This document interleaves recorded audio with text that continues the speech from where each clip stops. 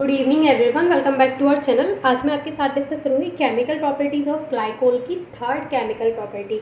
यानी यहाँ पर हम ग्लाइकोल की केमिकल प्रॉपर्टीज़ डिस्कस कर रहे थे। तो प्रीवियस वीडियो में मैंने आपके साथ ग्लाइकोल की दो केमिकल प्रॉपर्टी को डिस्कस किया था। आज जो हमारी केमिकल प्रॉपर्टी है वो थर्ड केमिकल प्रॉपर्टी है, जिसमें हम ग्लाइकोल को रिएक्ट कराएंगे कंसनट्रेटेड HNO3 के साथ। तो रिएक्शन विद कंसनट्रेटेड HNO3। अब देखिए, जब हमारा ग्लाइकोल क्या होता है, CH2OH ये होता है ग्लाइकोल। ग्लाइकोल किसके साथ रिएक्ट करेगा, कंसनट्रेटेड HNO3 के साथ। अब कंसनट्रेटेड HNO3 के जो हम मॉलिक्यूल लेंगे, तो वो कितने मॉलिक्यूल लेंगे हम यहाँ पे, दो। तो ये होता है HNO3। अगर मैं इसको ऐसे लिख दूँ HONO2, तो आपको कोई दिक्कत नहीं है इसमें। वही चीज़ें मैंने इस तरीके से अरेंज कर दिया है। और मैं बोलूँ कि इसके दो मॉलिक्यूल है, तो एक मॉलिक्यूल में यहाँ लिख दूँ HONO2, तो यहाँ पे कोई दिक्कत नहीं है आपको। इन प्रेजेंस ऑफ H2SO4, यहाँ पे हम H2SO4 की प्रेजेंस में ये रिएक्शन कराएंगे। तो ये हमने ले लिए 2 मोल्स ऑफ नाइट्रिक एसिड। यहाँ पे हमने नाइट्रिक एसिड के 2 मोल लिए हैं और हमने उनको रिएक्ट कराना है ग्लाइकोल के साथ। और यहाँ पे हम सल्फ्यूरिक एसिड की प्रेजेंस में ये रिएक्शन करा रहे हैं। तो यहाँ पे होगा क्या कि ये जो यहाँ पे हाइड्रोजन है, वो दोनों हाइड्रोजन, ये वाला हाइड्रोजन और ये वाला हाइड्रोजन, ये दोनों हाइड्रोजन यहाँ से हट जाएंगे और इन दोनों हाइड्रोजन की जगह पे क्या आ जाएगा, यहाँ से NO2 और यहाँ से ये वाला NO2 यहाँ आ जाएगा। तो हमें जो प्रोडक्ट मिलेगा वो क्या मिलेगा, CH2O NO2, यहाँ पर CH2O NO2।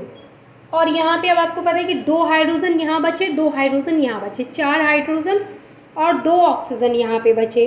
तो यहाँ से 2H2O बाहर निकल जाएगा। 2 2 4, 4 हाइड्रोजन एंड 2 ऑक्सीजन यहाँ से बाहर निकल जाएंगे। तो ये हमारी केमिकल प्रॉपर्टी में हमें क्या फॉर्मेशन हुआ है, इथाइलिन डाइनाइट्रेट का। ये होता है इथाइलिन डाइनाइट्रेट।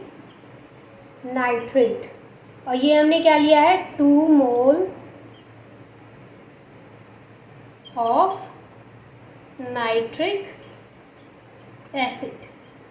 समझ में आया आपको। ग्लाइकोल जब 2 मोल्स ऑफ नाइट्रिक एसिड के साथ में रिएक्ट करता है in presence of sulphuric acid, तो वो इथाइलिन डाइनाइट्रेट का फॉर्मेशन करता है और वहाँ से 2 वाटर के मॉलिक्यूल बाहर निकलते हैं। समझ में आ गई आपको ये chemical property.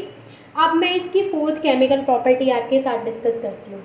Fourth chemical property में हम क्या करेंगे, सेम ग्लाइकोल लेंगे। फोर्थ केमिकल प्रॉपर्टी में ग्लाइकोल लेंगे और उसको रिएक्ट कराएंगे किसके साथ, विद रिएक्शन विद PCl5।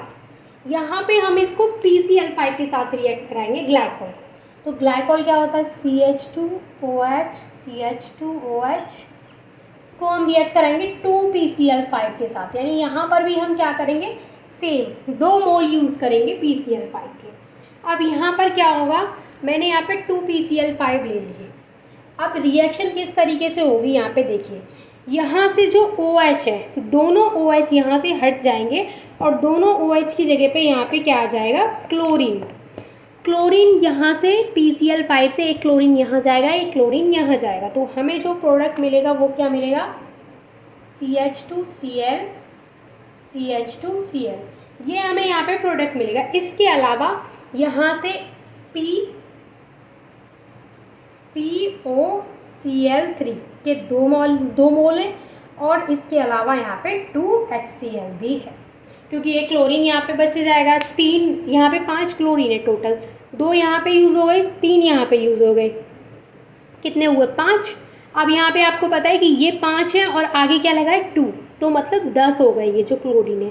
तो 2 हमने यहाँ पे यूज़ कर लिए और 3 यहाँ पे, अब ये 3 के आगे भी 2 है, तो 3 दूनी 6, 6 यहाँ पे 7 8 और 2 यहाँ पे 9 10। तो इस तरीके से 10 क्लोरीन यहाँ पे यूज़ हो गए।